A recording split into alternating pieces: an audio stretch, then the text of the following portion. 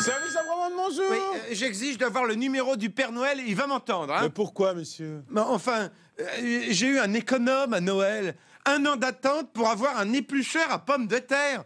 Enfin, il se fout de la gueule de qui, le Père Noël? Monsieur... Enfin, je bosse toute l'année, merde. Je paye mes impôts pour avoir... Vu par les humoristes Omar et Fred dans ses sketchs diffusés sur Canal+, le service après-vente est une affaire hilarante. Mais dans la vraie vie, on rit souvent beaucoup moins. Votre coup de fil, je sais où vous travaillez.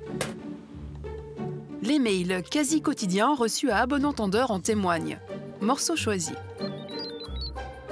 Je trouve scandaleux qu'une enseigne comme traite de la sorte ses clients. Nous nous faisons balader d'une personne à l'autre. J'ai appelé et écrit d'innombrables fois. J'ai attendu 2h15 au téléphone. Je suis verte de rage. Vert de rage, une nuance que le magazine des consommateurs Bon à savoir connaît bien également. Selon cette juriste, le nombre de plaintes a même augmenté avec le boom des achats en ligne. Après les fêtes, ça représente pour quelques semaines ça. Et c'est juste les courriers papier. Donc on a encore, je pense, l'équivalent en email. Et je ne parle pas des téléphones à la permanence. Une avalanche de mésaventures, à l'image de celle d'un jeune couple d'Orbe. Au printemps dernier, Sandrine Barthes et son compagnon font le grand saut. Ils s'installent ensemble avec leurs chats Mitzi et Looping dans ce 3 pièces et demi. On a décidé de choisir une chambre en commun parce que, voilà, pour marquer un petit peu le début de notre couple et tout, donc on a acheté une chambre. On a regardé un petit peu sur Internet d'abord, et puis ensuite on est allé voir sur place parce qu'on trouve que c'est quand même mieux. Et puis là, on a craqué pour une chambre chez Lipo. Pour plus de commodité, il demande à l'enseigne de livrer et monter les meubles. Mais le jour J, c'est la douche froide. Alors voilà la chambre. Donc ici, on a eu des soucis sur cette partie de meuble ici qui était fissurée. Donc on n'a pas eu de lampe de chevet ni de table de nuit pendant un bon moment. On a aussi le cadre de l'armoire qui était rayé, le miroir qui n'était pas posé comme il faut. Et puis ici, le cadre du lit, en fait, qui est trop petit pour contenir 2 sommiers de 90, alors qu'il devrait faire 180. Donc les sommiers, ça allait pas. On a dormi par terre pendant plusieurs semaines. Et on a eu aussi par terre, au niveau du parquet, des traces, des griffures, des trous, un peu partout dans la chambre. Le soir même, Sandrine Barthes signale les dégâts via un formulaire de contact en ligne.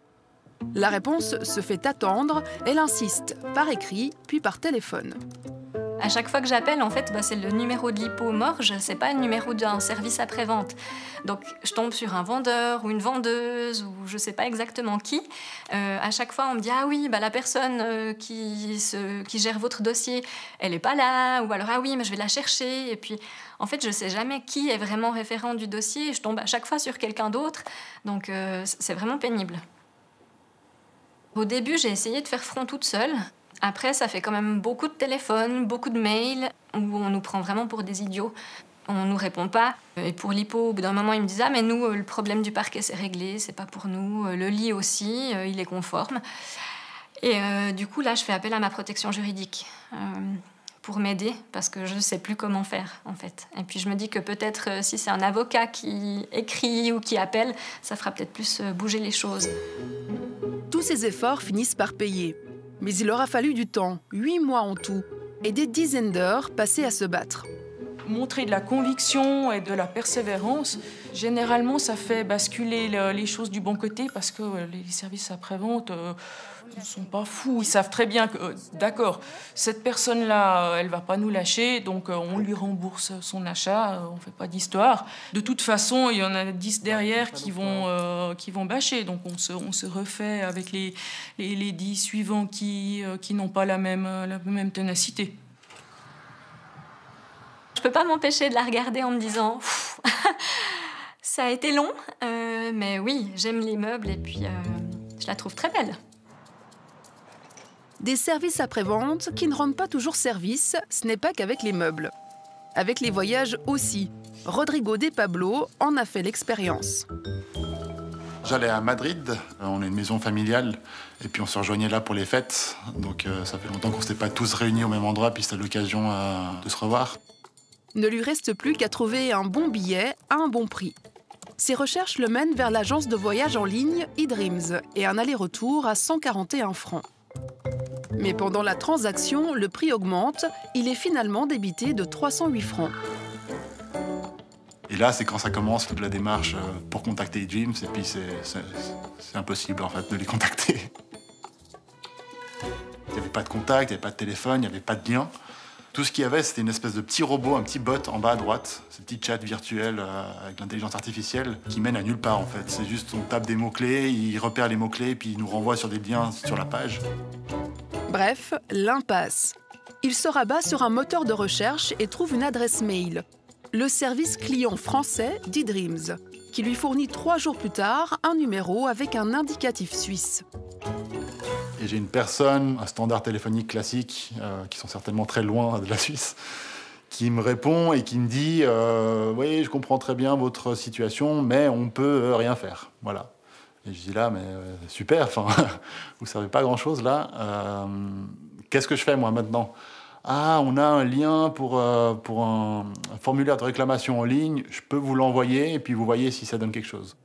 C'est la tactique qui est utilisée par les services après-vente, c'est décourager les gens.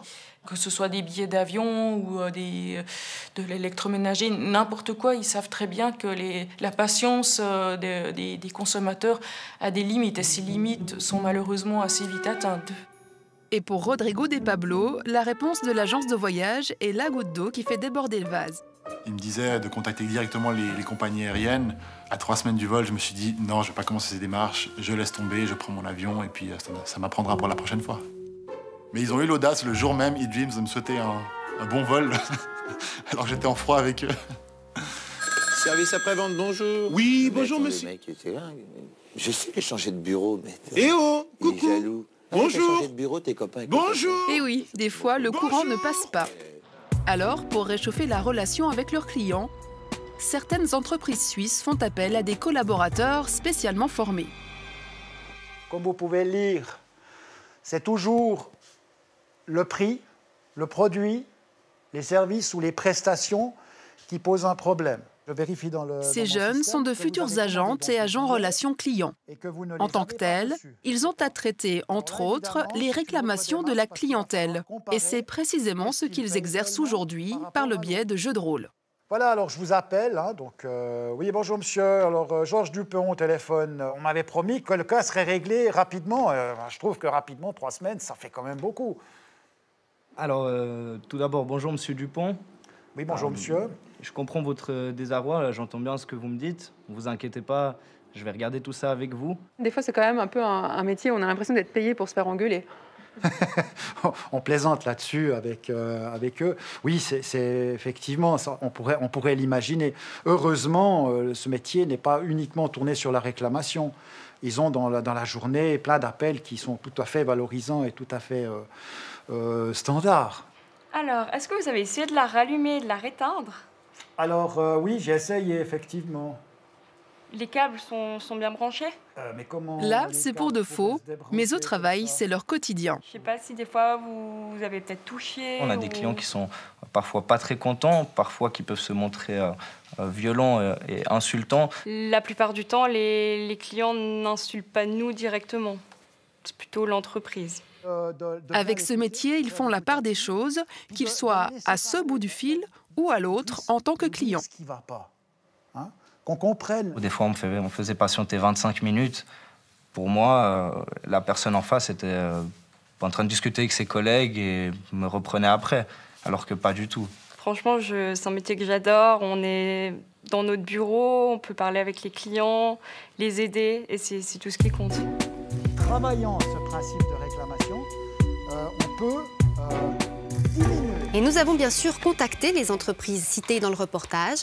Le directeur de l'IPO dit regretter la chose et précise « Nous allons clarifier en interne ce qui s'est passé ou ce qui aurait pu être mieux fait afin d'en tirer les enseignements et de nous améliorer ». Chez eDreams, on nous répond ceci. Nous sommes navrés que le client n'ait pas trouvé les coordonnées sur notre site. Nous apportons constamment des améliorations à nos plateformes et ne manquerons pas de le remonter aux services concernés. eDreams qui ajoute encore que, dans un nombre de cas limités, certains passagers peuvent être amenés à soumettre leur demande directement à la compagnie aérienne. Ça, c'est notre complice du jour. Pour mettre à l'épreuve les services après-vente de plusieurs enseignes, nous l'avons acheté, un tout petit peu saboté et rapporté. Et on a fait ça avec plusieurs exemplaires. Console de jeu, ouais. Bon, moi je sais pas les utiliser. Ouais, c'est ça, tu vas tout de suite zapper, là, tu vas te dire en console de jeu, non Et puis des micro-ondes.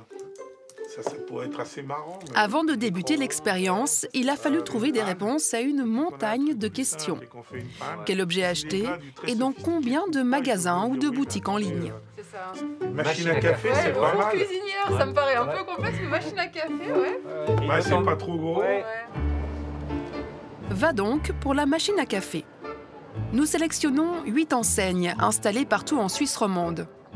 Pour le modèle, notre choix se porte sur une machine à café de milieu de gamme, entre 400 et 500 francs, d'une marque en vente dans tous les magasins. Nous achetons la Magnifica Evo de la marque DeLonghi chez Fust, Interdiscount, MediaMarkt, Galaxus et Microspot. Sur le site manor.ch, le modèle n'est pas disponible. Nous commandons la DeLonghi Dynamica. Chez Conforama, nous trouvons la DeLonghi Magnifica S. Idem chez M Electronics.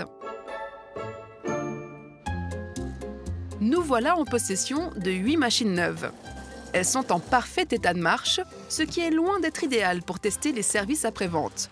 Nous passons donc à l'étape suivante, l'opération sabotage. Pour la mener à bien, nous avons un complice, la Bonne Combine, grand spécialiste de la réparation d'appareils en tout genre. Le responsable de l'atelier nous concocte une petite panne.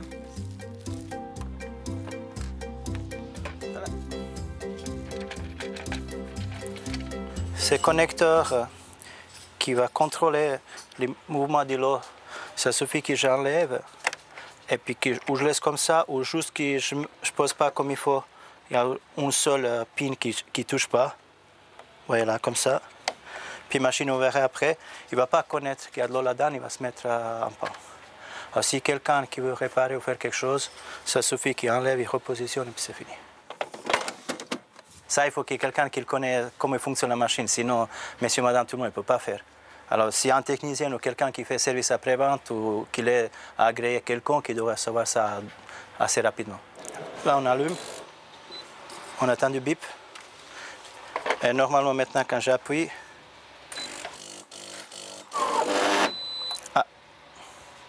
ça ne fonctionne pas. Ça ne fonctionne pas, vous pouvez tout. Vous voyez.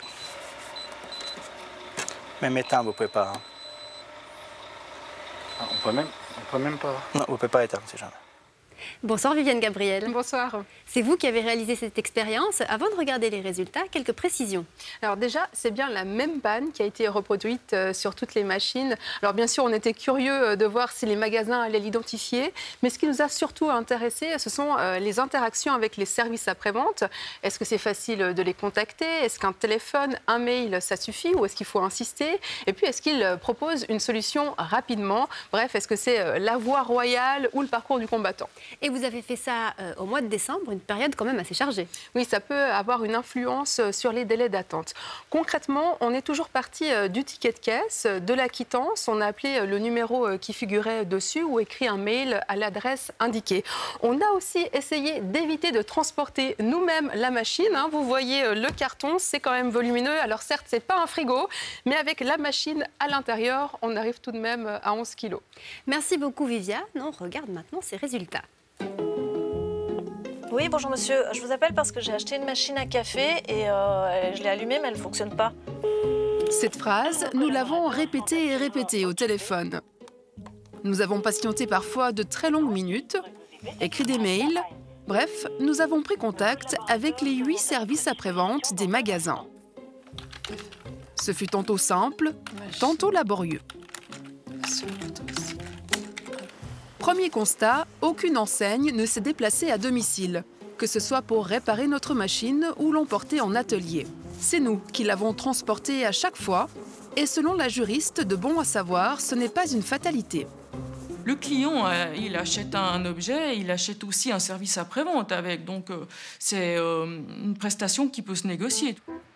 Dans 2 cas, nous avons dû renvoyer la machine par la poste et c'est nous qui avons réglé la facture, 23 francs à chaque fois. La machine est défectueuse, donc les frais de renvoi au vendeur doivent être pris en charge par le vendeur. Là, c'est parfaitement abusif. Et entre-temps, vous pouvez me prêter une machine ? Deuxième enseignement, personne ne nous a accordé de machine de prêt pendant la réparation. On s'est donc pas mal passé de café. Voici nos péripéties en détail, en commençant par les cas les plus simples. Chez MediaMarkt, le numéro qui figure sur le ticket est celui du magasin. Nous appelons et tombons sur un message préenregistré. Pour le français, tapez 2. Merci beaucoup. On nous demande de ramener la machine en magasin. On nous l'échange le jour même contre un appareil neuf. Nombre d'étapes, 2. Idem chez M-Electronics, 2 étapes, avec un petit plus, la vendeuse qui prend le temps de faire la mise en route de la nouvelle machine avec nous.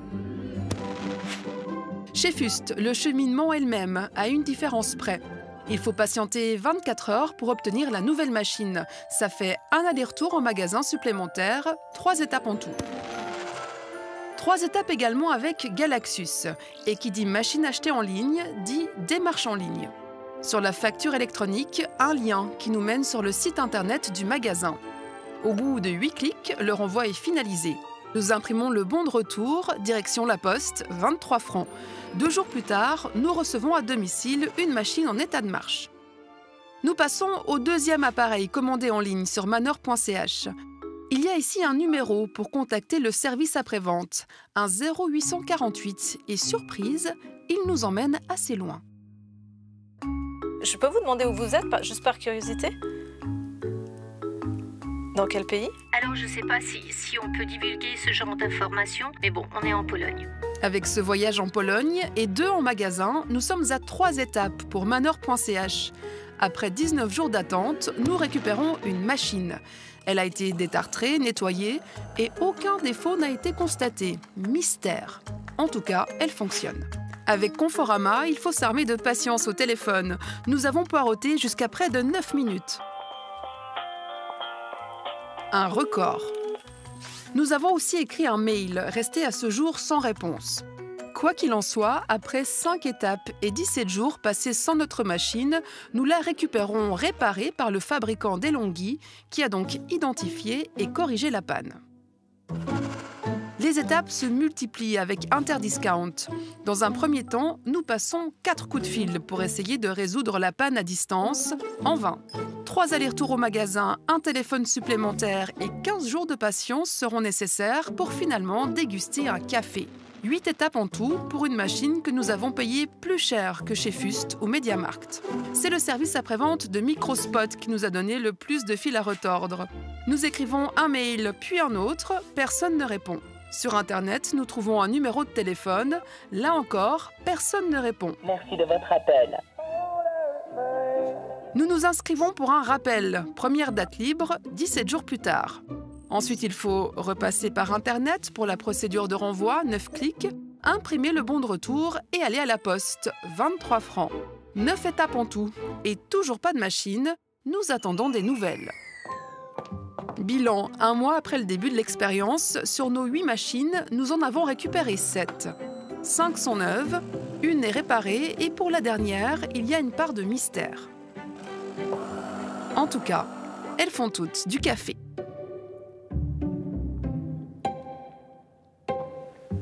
Viviane, on vous retrouve. Alors, ça fait maintenant près de 7 semaines que vous attendez des nouvelles de Microspot. Est-ce que depuis la fin de votre tournage, vous avez reçu une machine à café? Eh bien non. Nous avons écrit donc le 15 décembre pour signaler la panne. Microspot nous a confirmé hier, 31 janvier, que la machine de remplacement n'était pas encore arrivée. Il nous propose un remboursement. Cet appel à Manor qui vous emmène en Pologne, comme on l'a vu, c'est surprenant, mais ce n'est pas du tout un cas isolé. Exactement. Conforama et MediaMarkt nous informent qu'eux aussi travaillent avec des call centers basés à l'étranger. Sans nous en dire plus sur la localisation, 7 en Europe, nous a juste dit Conforama. Autre point intéressant, aucun commerce ne prend en charge le retour de la machine. Alors, globalement, notre machine, avec ses 11 kilos, est considérée comme un petit appareil. Alors, une intervention à domicile est proposée pour de gros appareils, indique Interdiscount, type machine à laver ou téléviseur. Quant à l'enlèvement à domicile, c'est possible, mais c'est payant et donc souvent peu souhaité, selon l'enseigne. Pas souhaité non plus par les clients le prêt d'une machine de remplacement, nous dit Manor. D'ailleurs, cette option est exclue chez Interdiscount et prévue uniquement pour les produits de première nécessité chez Conforama. Mais si le client doit renvoyer lui-même la machine par la poste, il y a des frais. Là, à 2 reprises, vous avez dû payer 23 francs. Eh bien, Galaxus et Microspot estiment que c'est normal. Ce serait l'usage dans la branche. Donc, bilan des courses, une machine que vous n'avez jamais revue, 2 machines qui ont été réparées, une fois par le fabricant et puis une fois par un centre agréé, et puis 5 machines qui ont été remplacées. Dans ces cas-là, qu'advient-il de la machine défectueuse ? Alors, si c'est possible, elle est réparée et remise en vente, d'occasion, précise Fust. Et si ce n'est pas possible de la réparer, elle est envoyée dans un centre de recyclage professionnel, nous répond Migros. Merci beaucoup pour vos explications, Viviane. Très bonne soirée à vous. Bonne soirée. Et les résultats de cette expérience sont disponibles en détail sur notre site abe.ch. Pour poursuivre la discussion, le plaisir d'accueillir maintenant Fabien Arévalo. Bonsoir. Bonsoir. Alors, vous êtes aujourd'hui directeur de la société Altamedia et vous, le service client, vous avez fait ça toute votre vie à peu près. À peu près, effectivement. D'abord comme employé, aujourd'hui comme consultant. D'abord peut-être par rapport à ce qu'on vient de voir. Il y a des différences significatives en fait entre les enseignes. Comment est-ce que ça s'explique ? Alors, d'une part, ça peut s'expliquer par l'importance que la société met sur ses clients, tout simplement, et puis sur certaines qui ont peut-être pris conscience plus que d'autres, et plus rapidement, qu'une réclamation bien traitée, c'est un client satisfait, et qui va souvent être plus fidèle à la marque d'ailleurs, que quelqu'un à qui il n'est jamais rien arrivé. Et d'autres se disent simplement, j'ai minimisé les coûts. De manière générale, pourquoi est-ce qu'en tant que client, on a aussi souvent le sentiment de se faire balader ? Oui. Alors, malheureusement, encore beaucoup de sociétés, heureusement de moins en moins, considèrent le service client ou le SAV comme un centre de coûts. Ce qui fait que, bien forcément, je limite mes coûts. Donc, je mets des personnes pas forcément bien formées, je limite les process avec cette sensation, vous savez, de passer d'un agent à l'autre et puis de ne jamais avoir la même personne, etc. Et puis d'autres, heureusement, elles sont toujours plus nombreuses chaque année, qui se disent que ça vaut peut-être la peine d'investir et que ce centre de coût peut peut-être devenir un centre de profit pour les années à venir. Alors, au niveau justement des agents, vous me disiez en préparant cet entretien, le standard, c'est de traiter 8 clients en 1 heure. Oui. Est-ce que c'est suffisant pour résoudre les problèmes de la clientèle ? C'est beaucoup, 8 clients en 1 heure. Alors ça peut sembler beaucoup, ça veut dire quand même 5 à 6 minutes pour un appel. Si les process sont bien établis, si la personne sait ce qu'elle doit dire, et surtout, je dirais c'est peut-être le principal, si on lui donne l'autonomie pour résoudre la question, 5 minutes c'est déjà bien. Alors, on a vu dans le reportage, certaines entreprises sous-traitent une partie de la gestion de leur clientèle à l'étranger. On a vu Manor, MediaMarkt, Conforama, évidemment. Il y en a d'autres en Suisse, d'autres entreprises suisses qui procèdent de la sorte. Là, en termes de coûts par appel, comment est-ce que ça se passe ? Alors, c'est justement, si on reprend cette idée de minimiser les coûts, et que je me dis que finalement, mon but, c'est OK, j'ai un service après-vente, mais parce que j'y suis obligé, eh bien, si je pousse cette logique jusqu'au bout, je me dis que finalement, autant aller à l'étranger avec quelqu'un qui va gagner entre 800 et 1000 euros par mois, plutôt quelqu'un qui touchera entre 4500 et 5000 francs suisses en Suisse. Et là, concrètement, c'est négocié de manière assez précise entre l'entreprise et puis son sous-traitant. Le coût d'un appel, d'un traitement de client, c'est quel ordre de grandeur ? Alors, évidemment, selon le type de service, cela peut évoluer. Mais comme vous le dites, c'est une négociation finalement entre la société et son outsourcer, c'est-à-dire la société qu'il va mandater pour prendre les appels. Et pour un appel, ça peut aller de 5 à 10 francs l'appel, par exemple, mais ça peut être bien moins. On a très peu de chiffres en Suisse, on culture un peu du secret.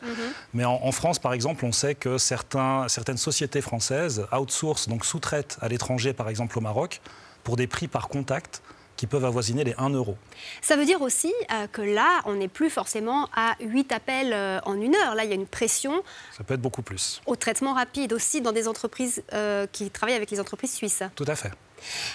Est-ce que, à votre sens, c'est un bon calcul? Voilà, on économise, ça coûte moins cher. Alors c'est un calcul à court terme, je dirais. Si on prend un peu de recul et qu'on se dit que finalement le choix d'une société, d'un produit, ce sont aussi les services qui vont avec, je pense que ça vaut la peine quand même d'investir sur le service client, le service après-vente. Et à terme, ça permet même de proposer des prix qui ne sont pas forcément les plus bas du marché. Parce que la personne qui va prendre tel opérateur télécom ou telle machine à café va se dire qu'avec, j'ai un service inclus. Et est-ce que le client est prêt à payer pour le service client qui va avec? C'est ça aussi. Donc ça fait partie, dans le fond, de la qualité de la marque ou du commerce dans son ensemble. C'est un peu ça que vous nous dites. Merci beaucoup, Fabien Révalo, pour vos explications. Merci à vous. Bonne soirée à vous. Et le prochain reportage vous intéressera peut-être, puisqu'on part aux États-Unis maintenant, pays dans lequel le client est roi et où les entreprises sont prêtes à rembourser les acheteurs dans des conditions invraisemblables. Pour le montrer, la correspondante sur place de SRF a mouillé le maillot. Un sujet traduit par Claudio Personeni. Devant le Jackie Kennedy Réservoir, le jogging procure un grand plaisir. Mais ne vous y trompez pas, notre correspondante Viviane Mans court à Central Park pour un véritable test. Je viens d'acheter ce survêtement. Aujourd'hui, je l'essaye et si ça ne va pas, je peux le rapporter sans autre. La marque de vêtements de sport Athleta offre en effet une garantie d'essai. De son côté, le détaillant Costco propose une garantie de retour assez incroyable en cas d'insatisfaction. Ce distributeur offre tout simplement une garantie de retour à vie. Viviane pourrait donc acheter une table de salon, l'utiliser pendant des années et la rapporter même sans avoir besoin de la facture d'origine. Un autre équipementier, Ray, offre lui un droit de retour d'1 année. Viviane peut même porter la veste pendant tout ce temps. Cette célèbre garantie, on peut la découvrir dans le film Wild. Après des centaines de miles dans des chaussures qui la font souffrir, l'héroïne se déchausse et les perd. Elle se fait donc livrer une paire de remplacements gratuite dans le village le plus proche. Les États-Unis, c'est le pays de la consommation par excellence. Mais pourquoi de telles garanties de retour? La réponse, c'est une experte de marketing, Marcia Flicker, qui nous la donne. C'est une tradition en vigueur depuis près d'1 siècle. Les détaillants américains veulent créer la confiance et ils veulent que les clients les perçoivent comme des amis. De cette manière, ils n'ont pas besoin de se concurrencer entre eux avec des prix bas. Ils peuvent demander un peu plus à leurs clients, car ceux-ci minimisent ainsi les risques lors de leur achat.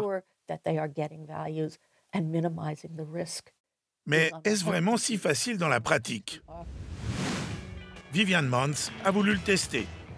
Elle rapporte donc le survêtement de jogging utilisé à Athleta sans le ticket de caisse. L'argent lui est remboursé sans aucun problème. C'était facile. Deuxième essai, le remboursement d'un gâteau à moitié entamé. Chez Trader Joe's, il y a une garantie de satisfaction pour le moins étendue. J'aimerais vous rapporter ce gâteau, je ne l'aime pas. Aucune question n'est posée et le remboursement est en liquide. Viviane pourrait donc manger tous les jours gratuitement une part de gâteau. Même en cas d'abus occasionnel, cela vaut la peine pour les magasins, estime notre experte. Si vous savez que vous pouvez toujours retourner la marchandise, vous l'achèterez plus facilement. Et comme le retour peut être quelque peu inconfortable pour le client, beaucoup de gens ne rapporteront pas le produit tant qu'ils l'apprécient, au moins un peu. Les incroyables conditions de garantie de retour de Costco ont d'ailleurs fait la une des médias il y a peu. Une femme a ainsi rapporté son sapin de Noël après les fêtes et elle a été remboursée. De quoi donner des idées à Viviane. Ce rosier est malade et à moitié mort. Notre correspondante n'a décidément pas la main verte. Elle envisageait de s'en débarrasser, mais au lieu de cela, Viviane décide de le ramener à Home Depot, un magasin de jardinage qui offre un délai d'1 an pour les retours. J'ai acheté ce rosier au printemps et j'aimerais que vous me le remboursiez. Il n'a fallu que quelques instants à notre correspondante pour recevoir un bon de la valeur de la plante achetée. Le plus difficile dans tout ça, c'est de réussir à surmonter sa honte. Parce que c'est vraiment gênant de demander le remboursement d'une plante qu'on a totalement négligée. Bonsoir Sophie Michaud-Gigon. Bonsoir. Ça vous fait rire, mais est-ce que ça vous fait pas un peu rêver aussi, ça, des magasins qui reprennent aussi facilement la marchandise? Alors c'est sûr que sans ticket de caisse, sans durée de délai, sans aucune réclamation et tout, on rend, c'est vraiment l'Eldorado des consommateurs, là, clairement. Sophie Michaud-Gigon, vous êtes secrétaire générale de la Fédération romande des consommateurs, justement. En Suisse, le niveau de suivi, le niveau de réponse à laquelle la clientèle a droit, est-ce qu'il est satisfaisant? Bon, ça dépend des enseignes, mais c'est vrai qu'on est loin des exemples qu'on a vus ici. C'est toujours un combat de pouvoir se faire soit rembourser, soit juste déjà renseigner. En Suisse, le service après-vente, il faut vraiment faire encore un pas en direction des consommatrices et des consommateurs, c'est clair. Et dans quel secteur est-ce que c'est le plus problématique? Alors, vous vous en doutez bien que pendant la pandémie, on a eu beaucoup de soucis avec l'aviation. Alors que les règles sont claires, beaucoup de peine à être remboursés, des bons qui étaient imposés, des durées de réponse tellement longues que les gens finalement se décourageaient, donc beaucoup de difficultés là. Avec l'essor de la vente en ligne et puis des plateformes, on a également pas mal de difficultés à déjà savoir qui contacter quand on a un souci avec un produit. Et puis sinon, dans l'ensemble, on a différentes problématiques qui se cumulent et puis qu'on voit régulièrement à la FRC. Ça peut être également des délais de réponse trop longs, simplement une difficulté de résilier des contrats, par exemple dans la téléphonie mobile, pas de remboursement alors que la garantie fait foi et qu'il y a effectivement un défaut. Il y a pas mal de travail aussi simplement pour savoir à qui s'adresser des fois. Est-ce que c'est stable ou est-ce que vous avez pu constater des évolutions ces dernières années, à part peut-être la pandémie à laquelle vous faisiez référence? Je pense qu'on a encore une sacrée marge de progression et qu'à part ces deux exemples, plateformes où il faut là maintenant des réglementations beaucoup plus strictes parce qu'on n'a pas en Suisse d'imposition légale par rapport à ces plateformes. Et puis sinon, effectivement, l'aviation, c'était surtout en période Covid où c'était vraiment un gros problème. Mais la question des plateformes, ça va devenir de plus en plus problématique. Alors précisément, qu'est-ce que vous pouvez faire, vous, en tant que FRC, en tant également que conseillère nationale, puisque vous siégez à Berne sous la bannière écologiste? Est-ce qu'il y a des leviers d'action que vous pouvez utiliser? Alors, il n'y a pas que le levier parlementaire. Si je disais on est moins bien lotis, en tant que consommatrice, consommateur en Suisse, ce n'est pas seulement par rapport au service après-vente. De manière générale, dans la protection des consommateurs, on est vraiment beaucoup plus bas en Suisse que dans les pays avoisinants ou ailleurs. Mais vraiment par rapport là, à ce qui concerne le service clientèle. On peut déjà faire des choses au niveau du Parlement, effectivement. Pour le service à la clientèle, moi, je pense que s'il y a de la part des consommateurs, de la part des médias, comme vous le faites justement ce soir, plus de pression, davantage de pression, ça nous permet aussi à la FRC d'avoir plus d'alliés finalement pour mener, déjà pour sensibiliser, pour montrer qu'il y a un souci, puis pour mener les combats ensuite à Berne.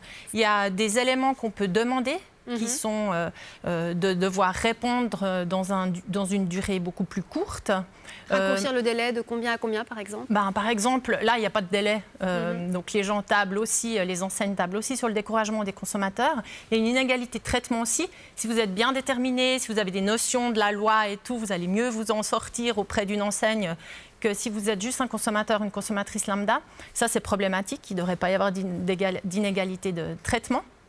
Et puis, vous avez aussi le besoin, vraisemblablement, d'avoir clairement une durée donc, plus courte que vous pouvez aussi exiger lorsque vous vous adressez aux enseignes en disant que sinon, vous allez faire recours à des voies, des voies juridiques. Ça, c'est quelque chose en général qui marche aussi en prenant la FRC dans la boucle ou pas, si vous êtes membre, ça dépend. Oui, alors justement, parce que très concrètement, il y a évidemment le travail à long terme, mais très concrètement, comme consommateur, si je me trouve face au mur de l'inefficacité d'un service après-vente, qu'est-ce que je peux faire, qu'est-ce que je dois faire? On conseille à la FRC vraiment de documenter les défauts avant de renvoyer, parce qu'en général, c'est surtout autour de la garantie des défauts que se posent le plus de problèmes du service après-vente. Donc, on conseille de documenter. vraiment les défauts en prenant aussi des photos. Ça, c'est un premier point. Et puis ensuite, effectivement, de dire si vous voulez un remboursement ou un remplacement de l'objet, donc d'être assez clair aussi dans les demandes. Il y a des codes, des articles du Code des obligations qui sont clairs par rapport à ça aussi. Et puis sinon, d'exiger, de montrer votre détermination et d'exiger un droit de réponse, enfin un droit surtout, une réponse dans un délai assez court pour pouvoir ensuite entamer d'autres démarches si nécessaire. Ouais, et être clair, déterminé et persistant. Voilà, absolument. Merci beaucoup, Sophie Michaud-Gigon, pour votre présence et très bonne soirée à vous. Je vous en prie, merci à vous. La semaine dernière, vous vous en souvenez, nous parlions luminothérapie. À la clé, un test des appareils que l'on trouve sur le marché non spécialisé et en tête de classement, ces deux lampes. Malheureusement, une imprécision a faussé leur note, celle qui arrive en tête de notre test. Ce n'est donc pas la Lumi-Soleil, seulement deuxième, mais bien la Beurer TL90 qui finit en première position. Des résultats revus et corrigés que vous trouverez sur notre site abe.ch. L'hiver est bien installé, le froid et par endroits la neige aussi. Le moment idéal pour tester ce type d'accessoire. Depuis 2020, on peut en effet mettre des chaussettes à ses pneus pour éviter de patiner. Et ces dispositifs de sécurité en tissu viennent concurrencer les chaînes à neige. Le match chaîne contre chaussettes avec Maya Cholet et nos collègues de Kassensturz. Légère, maniable, une forme de pneu facilement reconnaissable, pas de métal, l'Autosoc ressemble à une chaussette pour pneus. Pour certaines chaînes à neige d'apparence un peu plus classique, il faut parfois pas mal d'imagination pour se les représenter sur un pneu. Le TCS a testé 8 chaînes à neige en partenariat avec le Touring Club autrichien, 6 en acier et 2 en textile, avec des prix entre 50 et 480 francs. Le test a été effectué en Autriche sur des routes bien enneigées. Critères d'évaluation, le comportement du pneu chaîné sur la neige, l'usure des chaînes sur route sèche et la facilité ou non de montage. Pour les démonstrations de montage face caméra, Reto Blättler, expert en pneus du TCS, a choisi un environnement un peu moins hivernal. Gants, balais à neige et gilets de sécurité, voilà les objets qu'il recommande d'avoir avec soi pendant l'hiver. Et avant de passer aux choses sérieuses, autre conseil du spécialiste.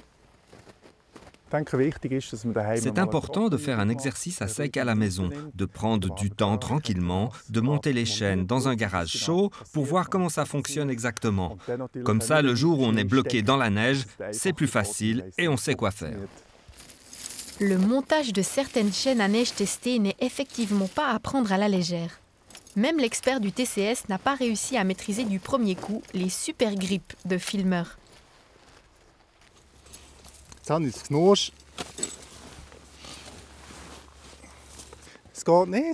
marche pas. Encore faux. Réussi. C'était pénible? Oui, vraiment. Je transpire encore. J'ai dû regarder 2 ou 3 fois le mode d'emploi. Finalement, ça a marché. Elle est montée. Le modèle servomatique de Pevag a plus convaincu l'expert. Cette chaîne Pevag est spéciale. Elle est très facile à monter et en 2 temps 3 mouvements, elle est prête à rouler. Mais en matière de manipulation, la gagnante, c'est l'Autosoc. Ici, le montage est super rapide, simple, mais dès qu'on roule sur l'asphalte, il faut l'enlever, sinon elle s'abîme très vite. L'Autosoc, vendue 130 francs, était la plus facile à monter. Moins satisfaisant, l'usure et les performances de freinage, 54 points sur 100.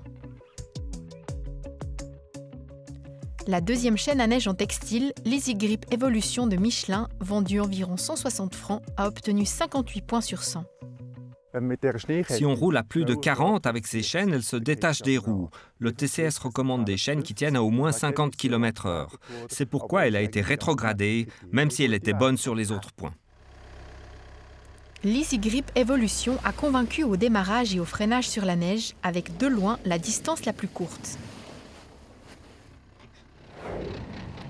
Le TCS a testé les chaînes lors d'un freinage d'urgence à 30 km/h.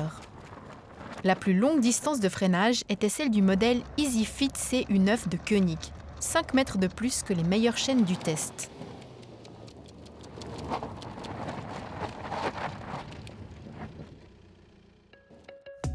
Le modèle EasyFit CU9 de Koenig, vendu 235 francs, a montré quelques problèmes au démarrage. Score total, 60 points sur 100.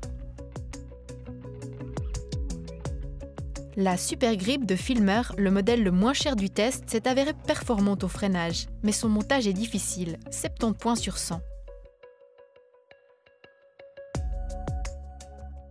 Également 70 points sur 100 pour les chaînes les plus chères, le modèle Centrax de Ruud à 480 francs, ainsi que pour la chaîne Servomatic de Pevag à 354 francs. De bonnes notes au démarrage et au freinage, cette chaîne a cependant montré une défaillance. Sur ce produit, un maillon a lâché. Ça ne s'est pas produit lors de la mesure de l'usure. Cette chaîne était tout simplement beaucoup trop serrée sur le pneu. Quand c'est comme ça, elle ne peut pas travailler. Ça crée une grande surcharge. Mais une telle rupture ne devrait tout simplement pas arriver. Le modèle Innovate hybride de Ruud, vendu 231 francs, a obtenu de bons résultats partout, 72 points sur 100. Et vainqueur du test, la Brenta 9 de Pevag, la deuxième moins chère. Elle n'a montré aucune faiblesse particulière et s'est révélée très résistante. Pour qu'elle dure longtemps, il est important de bien entretenir ces chaînes à neige après leur utilisation.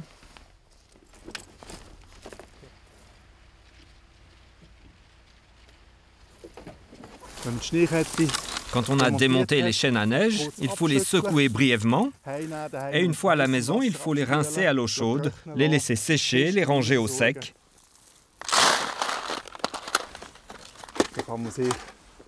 Jusqu'à la prochaine neige.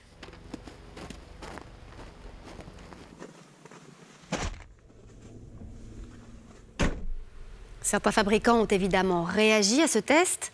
Autosoc fait savoir que son produit a été testé de manière répétée avec succès sur des tronçons de 120 km et a été certifié.